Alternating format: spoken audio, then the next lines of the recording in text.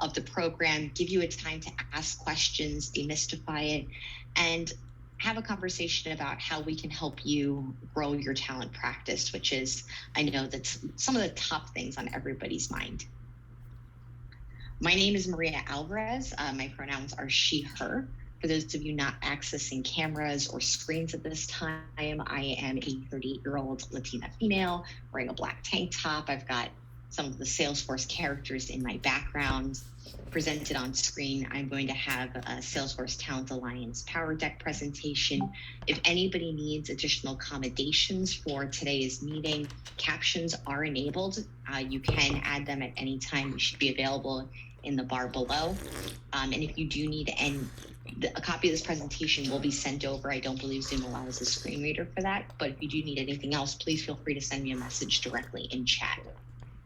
All right.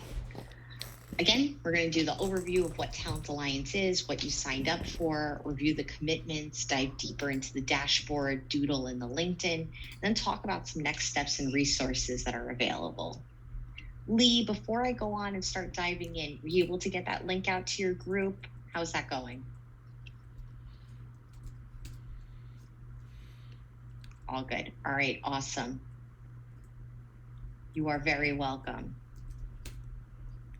All right, so for those of you who are out there who are representing the talent space, that is actually where I came from. So prior to taking this role, I was leading talent acquisition for an ISV consulting partner. Before that, I was working for Robert Half, where I had a Salesforce placing practice along with some cybersecurity placements. Then the rest of my background is in fintech and business development channel partnerships. But for those of you like me, recovering or currently active recruiters who are out there doing the good work, doing the hard work of finding Salesforce talent, I know a lot of you are feeling like, wow, there just is not enough talent to go around. It is hard to find the right people in the right times for the right roles. For you all who are feeling that way, I'm here to tell you that that is fact, not fiction. Right now, we are projecting that there's going to be 9.3 million jobs opening in the Salesforce economy in just the next 4 years. So the reality is there is absolutely a talent shortage worldwide. And the way that we are going to respond to that is by growing talent. If any of you were able to join me for our Salesforce Days Talent Overview panel, Jared Crane from Salesforce Military shared, I think, just the most amazing, succinct sentence when it comes to this, which is, you have a couple of options when it comes to Salesforce talent right now. You can buy it, you can borrow it, or you can build it. And Salesforce Talent Alliance is here to build it. Buying it is expensive, borrowing it even more so, building it is lasting investment. So in a 3-pillar way that we approach this, the first one is going to be around credentialing. So there is a whole section of my team that is focused on making sure that there are enough job seekers out there, that there are the right job seekers out there, and that the curriculum information that they're being given is aligned with what we are hiring for. One of the ways that we do this is by partnering with workforce development organizations. So we have over 30 workforce development organizations worldwide, and we'll go on to that into another slide, that we're partnering with and making sure that they have the most up-to-date curriculum, that they have access to the job seekers, and really supporting them to make sure that the boots on the ground work that they're doing with supporting underserved communities in tech is just a rising tide that raises all ships. In the 9.3 million jobs that are opening, it is not just an economic opportunity around the business revenue that's available to be had. It's also an opportunity to change the face and space of talent. So one of the ways that we do this is making sure that we're not just tapping into that traditional sources, but that we're expanding into that non-traditional space. We're making sure that communities that typically have not had the access, awareness, or opportunity to enter tech has that. As we're working alongside the job seekers, the future generation of trailblazers, we're working directly with you, and this is where I come in. So my role is clearly under pillars 2 and 3, which commitment for our partners and customers to be more inclusive hiring partners, to bring on net new talents, to be out there growing, building talent that's out there, along with your building out your practices. And then connecting you directly to them through programs, resources, and relationships. And that'll look like relationships directly with the workforce development groups where you need them, prescriptive opportunities for gaps inside of your talent acquisition endeavors, resources like our exclusive LinkedIn groups and auto interviews, and access to amazing opportunities like employer spotlights, speaking opportunities for our workforce development groups, places where you're going to be able to really build your talent brand, be seen as an employer of choice, and connect directly with that talent that you need at the right time. So as I mentioned, we partner with over 30 workforce development organizations. This is just a quick snapshot of a couple of them. I'm just going to go and check the chat real quick to see if anybody else shared where they're coming in from. We've got Halifax, Canada. That's it. Oh, Lisa wins the prize today is the only person who shared where she was coming from. Round of applause for Lisa. Thank you so much, Lisa. For the rest of you, San Francisco, awesome. Where else we got? Lee, or multiple Lees. Toronto, great.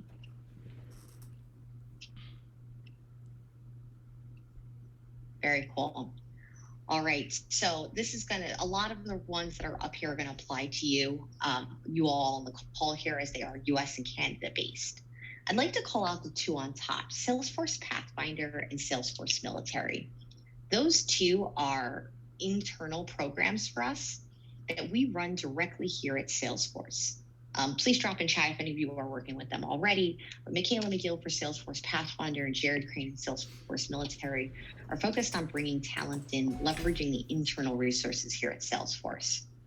The rest of the logos that you see here, Climb Higher, HBCU Force, which is actually now Tech Forward, JVS, these are all organizations that are their own individual organization out there certifying talent. They fall under a couple models. Some of them are focused on credentialing. Some of them are focused on placement in a hire, train, deploy model. But all of them are out there serving specific communities, whether it's moms returning to work, the military community, people who are currently underemployed, BIPOC talent, et cetera, to make sure that you have access to the absolute best talent. So real quick before we dive into how you're going to access that talent directly, I'm going to close out that Q&A. Let's review some of the benefits and commitments from Salesforce Talent Alliance. So for those of you who directly signed up and did the pledge on the website, this is going to be an overview. For those of you who were invited by the person who signed you up, congratulations, this is going to be your introduction to what Salesforce Talent Alliance is all about. So on the commitment side, there are three major commitments that you're making as Salesforce Talent Alliance employers. One is to practice inclusive hiring practices. I'm going to dive a little bit deeper into this.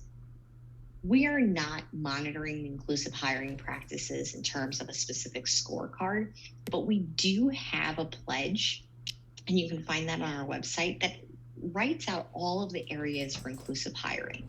That's removing bias from your job descriptions, working with your leadership to do bias impact training, figuring out, how you can hire more inclusively, having inclusive hiring practices that include other non-traditional sources, like partnering with our workforce development groups. If you have any questions about how to improve the inclusive hiring practices in your organization, you can go to your Talent Alliance website. You can go to your hiring dashboard for external resources. And you can also look under Partner Learning Camp for the Inclusive Hiring Manager Training Curriculum, which has amazing modules, trails, and more resources that'll help you build this inclusivity in your organization. To the second bullet point, it's 20% of annual hiring being net new to Salesforce. This is probably the area I think that we get both the most questions and the most misconceptions. So what is net new to Salesforce? As listed down on the bottom, we're calling that 6 months of paid Salesforce experience. But what does that actually mean?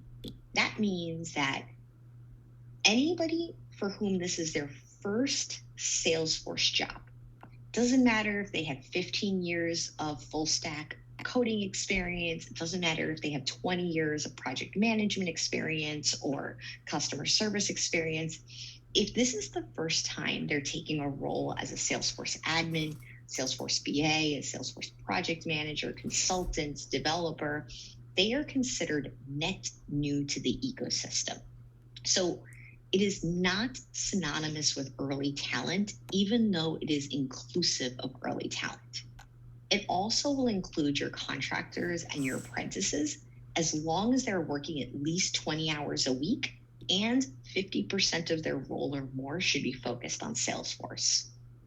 So 6 months paid experience, less than that, more than 20 hours a week, 50% of the role or more focused on Salesforce. That is going to be everything that is in your 20% annual net new hiring. Another thing that I think is really important to call out is it's net new to Salesforce technologies. Slack hires, Tableau hires, MuleSoft hires will all also fall under this category. So think of Salesforce as like the full umbrella of the technologies. Anybody under those technologies from our acquisitions would count underneath this. And then lastly, it does include all of the work you're already doing. So those apprentices, those interns that you've hired, those programs that you're currently running for early talent or non-traditional career changers, it does not matter whether you hire them directly through Talent Alliance resources or relationships. If they are net new to Salesforce, they count towards your 20% annual hiring goal, including your internal reskillers. So I spent a lot of time on this bullet point. I'm speaking into the void, so if you have any questions or would like any clarifications, please drop those into chat or use the Q&A feature. Moving on, so for everybody here who is from the United States, the UK, Canada, or the Netherlands, you also have a commitment and benefit of automatic interviews. I love auto interviews. I think it's one of our strongest offerings here as a team. As somebody who participated in them, they were wildly effective for building long-term talent pipelines. So what is auto interviews? Auto interview will allow graduates of our workforce development organizations who are partnered with Talent Alliance to access a calendar automation tool called Doodle, very similar to Calendly, where they're able to drop into the calendar of someone designated in your organization. This can be somebody from your recruiting team or talent teams. This can be a hiring manager. Another way that I've seen this used really effectively is with first-time manager programs to give people access to interviews before they're actively interviewing for open roles. And it'll give you a 20-30 minute info session with this talent. The reason that this is such a huge benefit to your organizations and such a huge benefit to the job seekers that are out is it really allows talent that's traditionally screened out by ATS systems unfairly to have access to the opportunity to both learn more about your company and showcase themselves. On a personal note, my dog's barking, but on a personal note, my name is Maria Alvarez. My full name is Maria Alvarez Rodriguez, and there's supposed to be an accent over my I and an accent over the A in Alvarez, the first one. I have, over the course of my career, submitted resumes to multiple companies, double submitting myself for roles. One under Maria Alvarez plain that glosses over the fact that I went to the University of Puerto Rico, and another one that lists my University of Puerto Rico as my education and has the accents.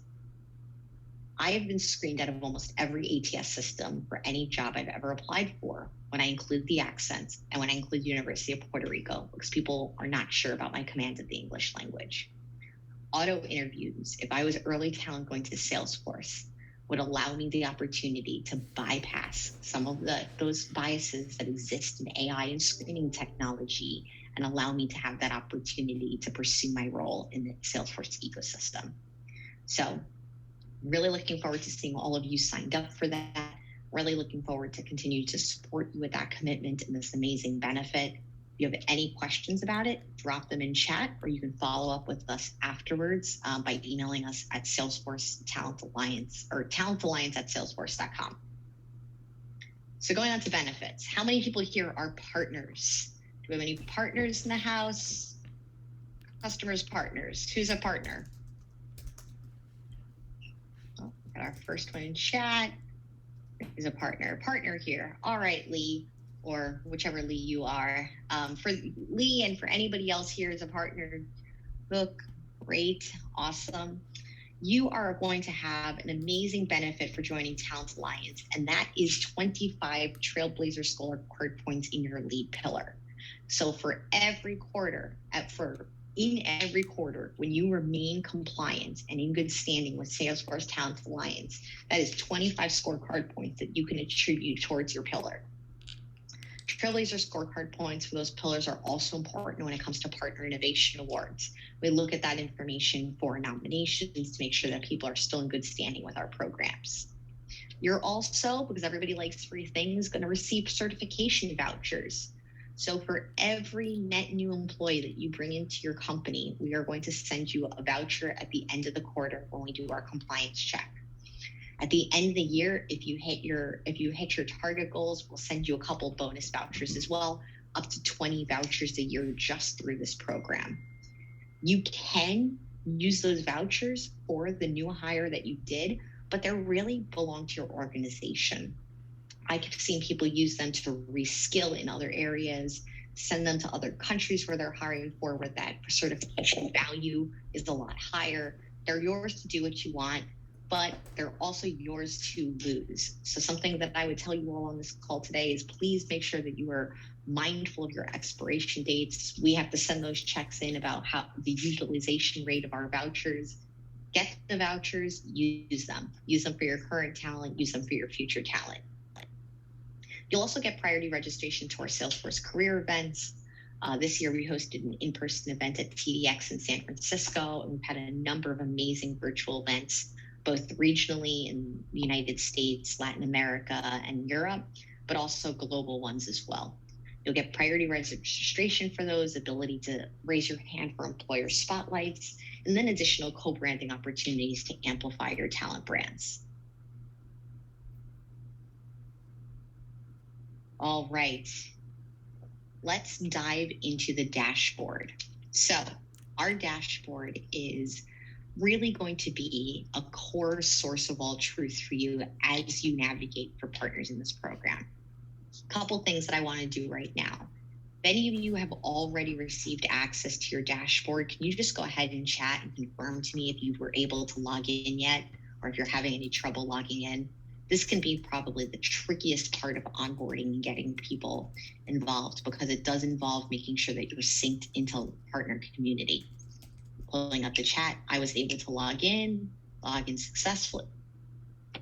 You guys, this is literally my best onboarding call that I've hosted, and I host 3 of these a month.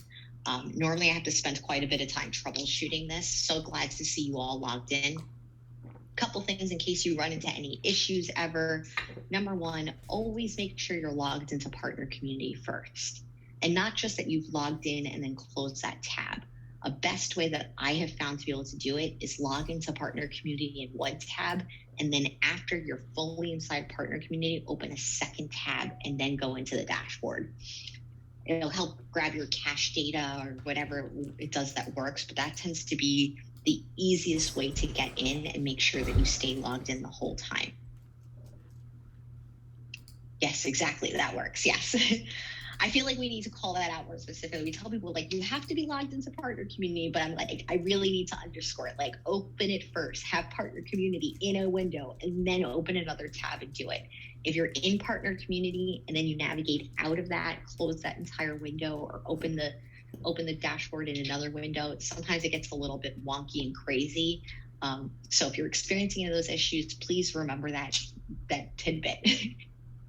Yeah, I'm glad you figured it out also. It took me, as somebody who sat in the talent acquisition seat, I'll tell you, it took me a couple months to figure out that was my issue that was going on. It was I was logging to partner community and closing the entire window and then logging into it. But the more we know.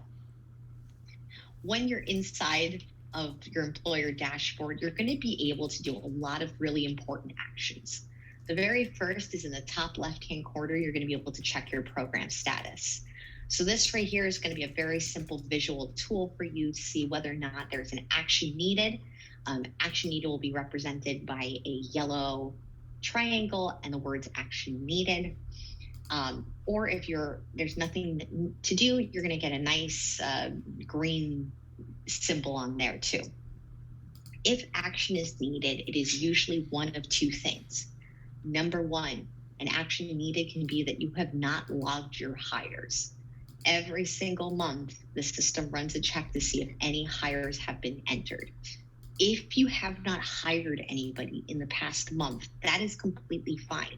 The way that you get back on track is you just it'll say, have you hired anyone? Yes, no. In the pop-up, you'll click no, and now you are in compliance. We don't need a hire to be logged every month if you are not hiring, but we do need you to go in once a month and confirm whether or not you've been hiring. One of the best ways to do that are the hires inclusive to Salesforce. Yes, these are hires towards your Salesforce practice. So one of the best ways to do this is, depending on your ATS system, have a report that runs the last Friday of the month that includes your Salesforce talent, your Salesforce job codes, wherever that may be.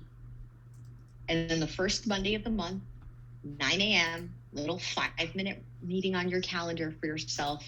Put the links in for partner community and the link in for the employer dashboard. Open partner community first, log in, hit that second link, open it in a second tab, and just click whether or not you hired anyone or put them in. That is 5 minutes of an automated report and logging in that will save you emails from our team and keep you in good standing so you can get those 25 Trailblazer scorecard points, staying in good standing every quarter, the vouchers, etc. Very easy way to keep that. As you're logging your hires in that main central window where it says log new hires on the screen, you are going to see all of your hires listed month over month.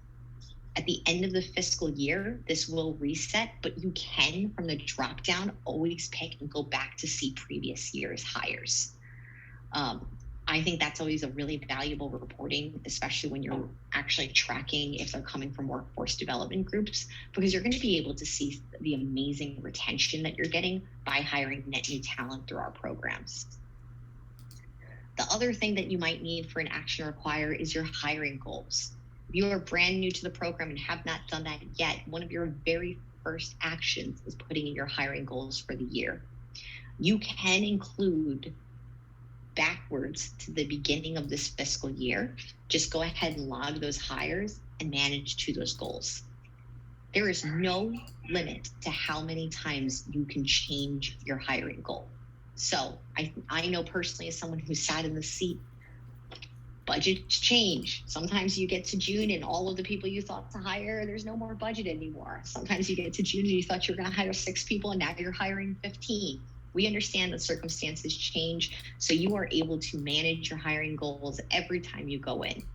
So you can put the total number of people you're bringing to your Salesforce practice, the percent of those that you're looking to take on that are going to be net new to Salesforce, and try to hit that 20% goal as you go through. Last up, auto interviews. So on that bottom right side of the screen, you see where it says assign auto interview. That is going to be where you are putting the people in your practice, talent teams, recruiting teams, or hiring managers that are going to have their calendars synced for the auto interviews. I strongly recommend having at least 2 people in your organization, signed up for this. This is going to make sure that if somebody's on vacation, has to take an extended leave, leaves your company, that you do not fall out of good standing with us. Reset by the calendar year, is it based on the day that you set up? Great question. It is actually going to be set for the Salesforce fiscal year. So that's going to be February 1st to January 31st of every year. So going back to auto interviews for a second, I'm just going to pop back into chat. You're welcome. going back to auto interviews really quick, I think the best, most effective way to have this is having one person from your talent team and another person from your hiring team. It's a great way to have a 1-2 punch. You can limit what days, what times are most available. I, for example, used to do 3 days a week. Monday mornings, Wednesday afternoons, Friday mornings were the only time that we've been available for candidates. And then with the normal blocks that I would put in my calendar, it would make sure to protect my time. Since it does integrate directly with your calendars, Outlook, Gmail, etc., you should be able to very easily be able to manage that. In fact, last year during our employer survey, 57% of people said that the auto interviews were just enough. 42% said that they wish they had more of them. So the reality is, of all 800 and something partners that we have signed up, or partners and customers that we have signed up for Talent Alliance, most people say that it is the perfect amount of people dropping in their calendar, or they want more of them.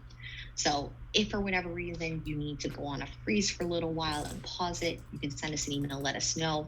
Or if you were part of that 42% that was looking for more, you can shoot us a message and we'll make sure to drive more interviews directly towards your calendars.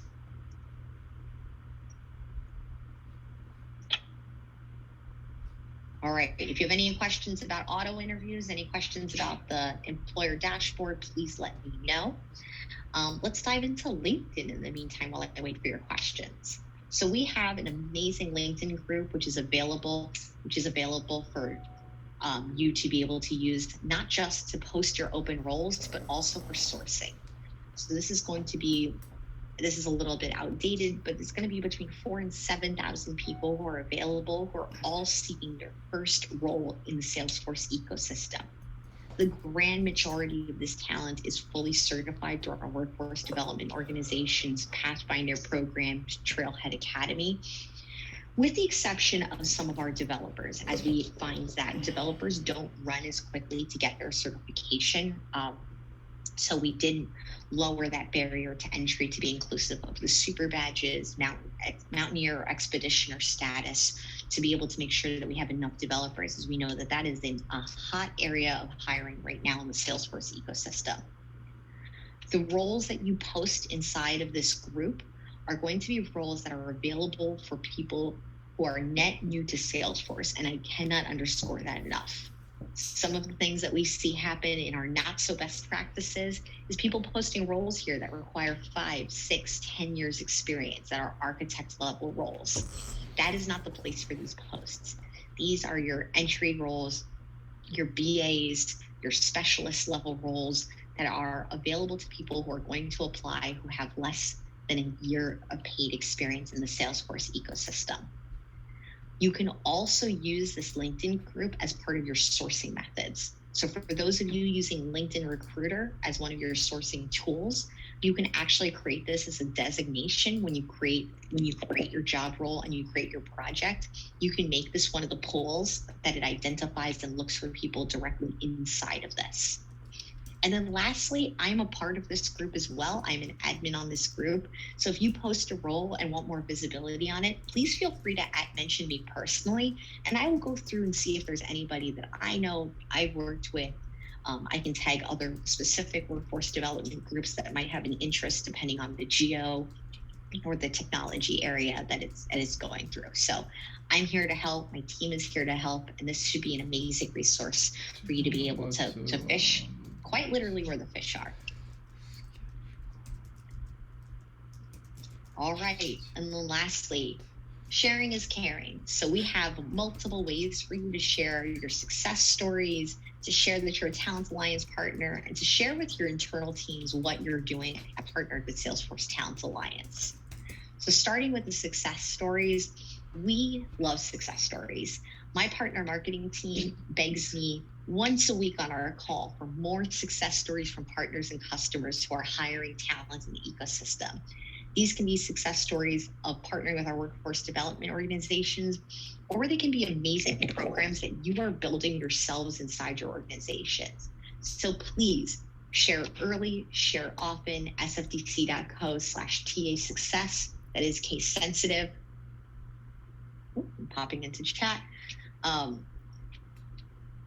that is case sensitive, please make sure you're sharing those success stories for opportunities for blogs, employer spotlights, features, videos, etc. I'm going to go ahead and check the chat. Are there any specific details we should add in our job description when we post to the LinkedIn group? Yes, great questions. Anything that brings more success to our recruiting efforts. Absolutely. So glad you asked. Let's go back one slide really quick. All right, couple of best practices. Number one, share with content in the post.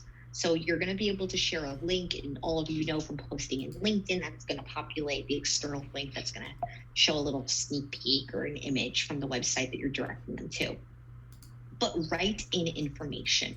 The best job posts that perform on LinkedIn have information that clearly state whether the position is remote, hybrid, or in person, that state the ideal experience level, that warmly invite people to apply. I think something that we forget sometimes in how quickly we have to move in recruiters and in finding great talent is that it should be an invitation. So when there's a personal message, emojis, oh my gosh, my company, ABC Company LLC is looking for amazing talent for our remote opportunity for our entry BA position. This is an opportunity to work with a team of 15 people located across the United States and Canada doing amazing work in the healthcare space. Roles that have content like that before that link they outperform 3-1 the roles where just the link is shared. People want to see the message before they go ahead and click into the link. And what they care about the most is the location, what the company focuses on, and just maybe like 1 or 2 details about the team that they're going on. Is it a growing team? Is it an established team? Is it a newly integrated team from an M&A? Is it a team working on legacy technologies, or who's building and doing great innovation work? Give people the sneak peek into that and really help them see where they can help them see themselves inside of it. But most importantly, years of experience, location, virtual or hybrid, and then how to apply. Are they clicking the link to apply? Are they clicking the link and then messaging you if they're interested in the role? Is there something that they should be signing up for? Be very clear what your call to action is going to be when they click that link so that they understand what they are going to be doing. That absolutely yields the best results, the most interactions, the most likes all across the board.